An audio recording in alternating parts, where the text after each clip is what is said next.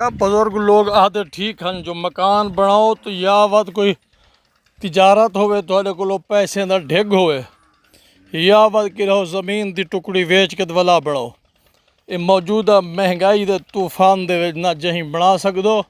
ना कच्छा। मैं तो इहो आदा ना कशा तो दिल तो इवें आदे बंदा खैमे घिन तो अड्डे ते हुना ते गुजारा करे। ये थोड़ी बहु मुरम्मती शुरू की से मकान दी तुहाडे सामने है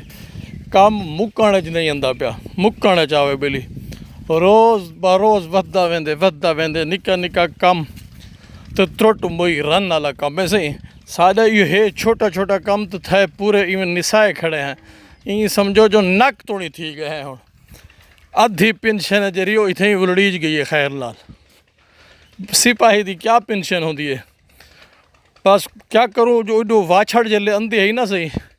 ओही गर्मियाँ होवे ना तो भावें सर्दियाँ होवे ना तो सवाड़ा ही पिटी जाती है। गर्मियाँ होवे ना तो पीछे धमाल बिलेंदी है बंदे को बैठे हुए को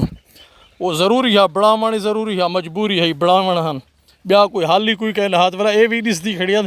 जो ये चार ने जरे हैं सारे को अगर खा गयो से तो वाला कितों बनवे सो कि रहो आसरा भी क्या नहीं तो वाल इवें नीत के शुरू कर दी अल्लाह के नाम ते किताबां शो दई हाली गढ़ी बजला छन थिया।